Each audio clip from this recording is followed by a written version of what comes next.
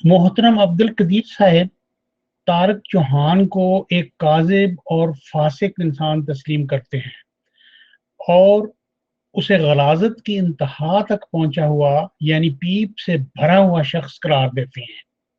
लेकिन अपने से मुख्तलिफ राय रखने वाले इंसान का भुरकस निकालने के लिए उसी फासिक और पीप से भरे हुए फोड़े के साथ घुल मिल जाना चाहते हैं। सुनिए, आप क्या फरमाते हैं। ये दुरुस्त बात है कि मेरा तारक चौहान साहब के साथ एक अमर पर इख्तलाफ था और मैं उनको गलती पर समझता हूँ, लेकिन मेरा जवाब ये है कि हम दोनों, मैं और तारक चौहान साहब दोनों मिलके उसका भुरकस निकाल देंगे। अब्दुल कदीर साहेब, आप अपने फलक सैर दिमाग में ये तस्वर करके खुश होते रहें कि मैंने फलां शख्स का भुरकस निकाल दिया और फलां का भी निकाल दिया।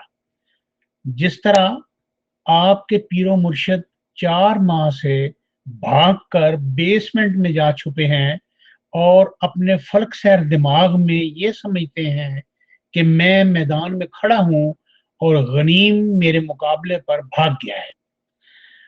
अगर हमारा भुरकस निकालने के लिए आपने तारक चौहान से मिल जाना है तो इसका मतलब ये हुआ कि आप एक पीप से भरे हुए फोड़े और एक फासिक इंसान के साथ घुल मिल जाना चाहते हैं। दरअसल यही आपका मुकाम है।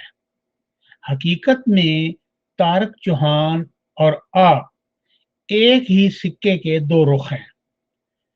मैं ये बात बगैर दलील के नहीं कह रहा, बल्कि आपकी अपनी ईमेल सबूत के तौर पर पेश खिदमत है। आप 5 दिसंबर 2020 को फरमाते हैं, तारक चौहान साहब, उम्मत मुसलमा ऐसे गंदे नाम नहाद उलमा से भरी पड़ी है जो बज़ाहिर मिंबर रसूल सल्लल्लाहु अलैहि वसल्लम पर खड़े होकर अपने इल्म का सरमाया जाहिर करने की कोशिश करते हैं, मगर उनकी अंदरूनी हालत बहुत ही गंदी होती है। उनकी मिसाल उस फोड़े की सी है जो बज़ाहिर ऊपर से चमकता नजर आता है, मगर इसके अंदर पीप और गंद भरा होता है। तारक चौहान साहेब, मैं आपको इसी किस्म का मौलवी समझता हूँ। आपने मई 2020 की शुरा में मेरी अदम मौजूदगी में बिला वजह बेमौका महल मुझ पर इल्जाम लगाया।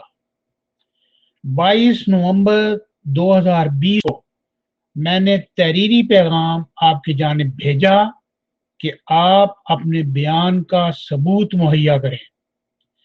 अगर आप कोई सबूत और गवाह मुहैया ना कर सके तो कुरानी तालीम सूरत अन-नूर के मुताबिक आप 80 कोड़ों की सजा के मुस्तहिक होंगे।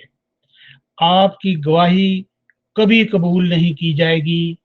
आपको फासिक करार दिया जाएगा।